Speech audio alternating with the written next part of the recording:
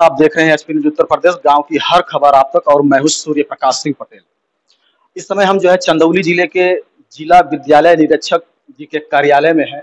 और वो चंदौली जिले के एक बेहद लोकप्रिय जिला विद्यालय निरीक्षक हैं।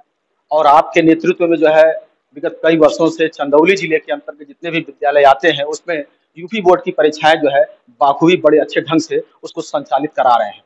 जी, हम जो है हम चंदौली जिले के जिला विद्यालय निरीक्षक के कार्यालय में बैठे हुए हैं।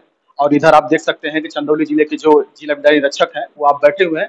तो आज हम इनसे मिलते हैं और बातचीत करते हैं कि जो है इस बार जो बच्चों से और शिक्षकों से कुछ मोबाइल नंबर मांगा गया है, ईमेल आईडी मांगी गई है, या जो बच्चे इस बार जो है अपने रिजल्ट से असंतुष्ट हैं, तो उसके संबंध में क्या नई योजनाएं आई हैं, क्या व्यवस्थाएं आई है, सब उनसे बात करते हैं। सर, अपना नाम बताएं। सर, मैं डॉक्टर विजय प्रकाश सिंह, जिला विद्यालय निरीक्षक चंदौली। आपको पहले धन्यवाद कि आप समसामयिक विषय पर कुछ जिज्ञासा व्यक्त कर रहे हैं। बताएं कि किस संदर्भ में हम आपसे वार्ता कर सकते हैं। सर, जैसा कि मुझे विदित हुआ है आपके कार्यालय से कि बच्चों के जो ईमेल आईडी हैं और शिक्षकों के जो ईमेल आईडी है, मोबाइल नंबर है, ये मांगा जा रहा है। और क्यों मांगा जा रहा है, इसके पीछे सरकार की मंशा है क्या? देखिए, सरकार की मंशा जो है डिजिटल इंडिया को लेकर के या नई शिक्षा नीति को लेकर के शिक्षा विभाग में काफ़ी परिवर्तन किए जा रहे हैं। एक तरह का पाठ्यक्रम एनसीईआरटी के पाठ्यक्रम लागू कर दिए गए। बच्चों को कोविड में जो कठिनाई हुई है उसको दृष्टिगत रखते हुए और नई शिक्षा नीति के तहत हर बच्चों का जब हम लोग प्रवेश लेते हैं तो उस समय ही बच्चों का आधार नंबर मिल जाता था, बच्चों के मोबाइल नंबर मिल जाते थे। जब हम लोग कोविड में जो परेशानी आई थी कि बच्चों को ऑनलाइन क्लास किया जा रहा था स्वयं प्रभा चैनल पर या यूट्यूब पर, तो उस समय बच्चों का मोबाइल नंबर कलेक्ट किया गया था। तो उससे सहूलियत ये हुई कि हम लोग बच्चों को शिक्षा दे पाए कोविड काल में भी। उसी को देखते हुए सरकार ने अपनी प्राथमिकता जो तय की थी, विभाग ने भी अपना 100 दिन का कार्यक्रम तय किया था कि जिन बच्चों का मोबाइल नंबर अभी है उनके पास और ईमेल आईडी नहीं बनी हुई है, उनकी एक ईमेल आईडी बनवा दिया जाए। उसका बेनिफिट ये होगा कि अगर कोई मैसेज हम देना चाहते हैं या बच्चों का जैसे बोर्ड का रिजल्ट निकला है तो डायरेक्ट बच्चे के पास पहुंच जाए, तो बच्चा अपना खुद देख सकता है अपने मेल को खोल करके। सर, क्या मतलब ऐसा हुआ है सर, क्या मोबाइल नंबर पे और ईमेल आईडी पे क्या भेजा गया है सर?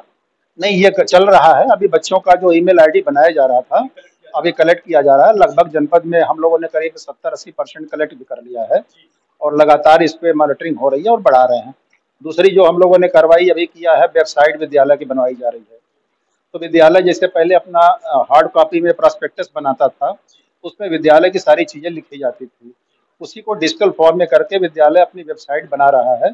उसमें विद्यालय में क्या इंफ्रास्ट्रक्चर है, विद्यालय में टीचर कितने हैं, बच्चे कितने हैं, किन विषय की पढ़ाई हो रही है और विद्यालय में क्या उपलब्धि रही है, विशेष उपलब्धि क्या रही है। कोई भी व्यक्ति, कोई भी गार्जियन, कोई विद्यार्थी विद्यालय की वेबसाइट खोल करके उसके बारे में जानकारी प्राप्त कर सकता है। तो ये बहुत बड़ी चीज उपलब्धि हो रही है माध्यम से। वेबसाइट जो बनवाया जा रहा है, वेबसाइट को बनवाने के पीछे सर आपका या सरकार का क्या उद्देश्य होगा?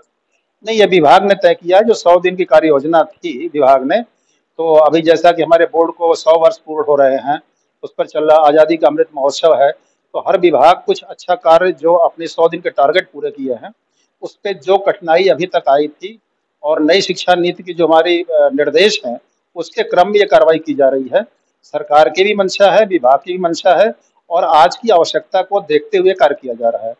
तो डिजिटल जैसे हर चीज़ कार्य डिजिटल हो रहा है, तो इस वेबसाइट बनने से विद्यालय को, समाज को भी किसी के बारे में जानने का पारदर्शिता की बात आएगी।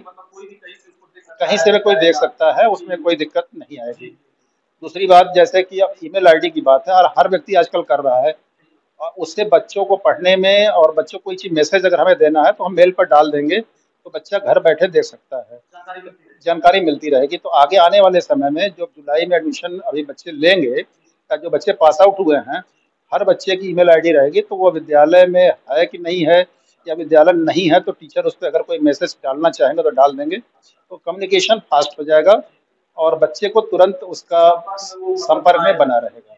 इस उद्देश्य से ये किया जा रहा है। सर, ये पूछना चाहेंगे कि जैसा कि ईमेल आईडी आप ले रहे हैं, बनवा रहे हैं बच्चों से, तो और भी जिलों में बनवाया जाता है?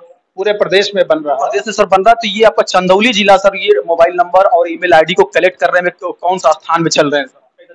नहीं, अभी हम लोग करीब इस पे 54-55 स्थान पर चल रहे थे। चूंकि चंदौली जिला थोड़ा सा आकांक्षी जिला है, नौगढ़ के क्षेत्र में नेटवर्क की थोड़ी प्रॉब्लम थी, इस वजह से करने में दिक्कत आ रही, तो कभी 54 कभी 60 के आसपास हम लोग चल रहे थे। तो विभिन्न क्षेत्रों में लगातार प्रयास किया जा रहा है। थोड़ी सी दिक्कत नेटवर्क की कहीं आ रही थी, तो उसको भी कवर कर किया जा रहा है। तो उम्मीद है कि हम लोग इस समय से अपना कार्य पूरा कर लेंगे। सर, एक चीज पूछना चाहेंगे कि चंदौली जिले में जो अभी यूपी बोर्ड की जो परीक्षाएं हुई हैं, उसमें सर चंदौली जिले का क्या रिस्पांस रहा है सर यूपी बोर्ड की परीक्षाओं को पास आउट बच्चों को लेकर? देखिए, आपने देखा होगा कि पूरी नकल विहीन परीक्षा कराई गई, जितनी पारदर्शिता के साथ हो सकती है। किसी बच्चे को टार्चर नहीं किया गया, न तो किसी बच्चे के खिलाफ कोई कार्रवाई हुई, और इतनी सहजता के साथ, पूरी पारदर्शिता के साथ सीसीटीवी कैमरा, वॉइस रिकॉर्डर के साथ किया गया। और हर चीज डिजिटल प्लेटफॉर्म पर था कि बच्चा अगर आज नहीं आया तो वो अनुपस्थित हुआ और ऑनलाइन चला गया। कोई टीचर अगर ड्यूटी नहीं कर रहा है, उसकी भी ड्यूटी ऑनलाइन थी। अब ये नहीं चलेगा कि हम ड्यूटी कर लें और बाद में बता दें, सब कुछ ऑनलाइन हो गया था। तो इस कारण से बच्चों में जो पहले ही उनको संदेश दे दिया गया था, तनाव जरा सा भी नहीं था। बच्चों ने परीक्षा दी और जिले का परफॉर्मेंस भी अच्छा रहा। लगभग 88% बच्चे हाई स्कूल में पूरे जिले में पास हुए और 82 के आसपास इंटरमीडिएट का परफॉर्मेंस। तो ऐसी परिस्थिति में जो मेधावी बच्चे थे, उनको परीक्षा में पूरी अपनी क्षमता का प्रयोग करने का मौका मिला और उन्होंने किया भी। तो ये ऐसी परीक्षा रही जो बिना किसी कार्रवाई के, बिना किसी टॉर्चर के, पूरी नकल विहीन पारदर्शिता परीक्षा, जो बच्चा जिस लायक था, जितना नंबर लेना चाहता था, उसने प्राप्त किया। सर, एक जानकारी आपसे यही चाहेंगे कि अगर कोई बच्चा सर अगर फेल अगर हो गया है, तो क्या आपके यहाँ जो है कोई सप्लीमेंट्री परीक्षा या बैक पेपर का भी कोई प्राविधान इस समय? ये प्राविधान था, जिससे अभी कोई बच्चा अगर मान लीजिए नंबर से अपने संतुष्ट नहीं है, तो उसको अभी बोर्ड ने समय दिया हुआ है 12 जुलाई तक, वो स्क्रूटनी भर सकता है। कभी होता है कि जैसे कभी बच्चा ने कहा कि साहब हमने अच्छा लिखा था, मुझे नंबर नहीं मिला, तो उसके लिए एक अपॉर्चुनिटी मिलती है, तो वो अपना अप्लाई करके बोर्ड को अप्लाई करेगा और उसकी कॉपियाँ फिर से रीचेक होती हैं। अगर कहीं छूट गया होगा या कहीं गलत मूल्यांकन हो गया होगा तो उसको करेक्ट किया जाता है। एक अपॉर्चुनिटी उसकी ये है। दूसरा, अगर किसी के बच्चे के मार्कशीट में या रिजल्ट में कहीं कोई मिस्टेक हुआ है तो बोर्ड ग्रीवांस सेल चलाता है और ये अभी जुलाई तक चलेगा। तो बच्चा अपना कोई कठिनाई से, किसी के पिता के नाम में त्रुटि हो गई या उसके डेट ऑफ बर्थ में कहीं त्रुटि हो गया, तो बाद में उसको दौड़ना ना पड़े। इस समय वो ले जाकर के बोर्ड में अगर अपना कागज जमा कर देगा तो बोर्ड उसको 15 दिन में ठीक कर देता है। ग्रीवांस सेल होता क्या है सर, ये बच्चों को बताएं जरा। ग्रीवांस सेल ये होता है कि जैसे हम पहले एक आदमी लेके गया स्कूल में और वो बच्चा लेके गया, तो अब वो किस बाबू को देगा, कहाँ जमा करेगा, तो उसमें टाइम लगता है। तो वहाँ पर एक सेल बना दिया जाता है जो ग्रीवांस माने जो बच्चों का लाभ है वो एक काउंटर पर जमा करेगा और एक ही काउंटर से निस्तारण हो जाता है। कहीं भटकना नहीं पड़ेगा। बोर्ड में ग्रीवांस सेल लिखा होता है और उस ग्रीवांस सेल पे जाएगा और अपना हाई स्कूल इंटर का अलग अलग है, वहाँ पर वो अपना एप्लीकेशन देगा और वो एप्लीकेशन विद इन टाइम निस्तारित होता है। पहले ये होता है कि बच्चा करेक्शन में डाला तो 2 महीना 4 महीना लग गया, ऐसी शिकायतें आती थी। तो इसको भी पूरी पारदर्शिता के साथ कर करके बोर्ड ग्रीवांस सेल बनाता है। हाँ, बच्चों को भटकना न पड़े और समय से उनको मिल जाए ताकि वो अगली कक्षा में अपना एडमिशन समय से करा ले।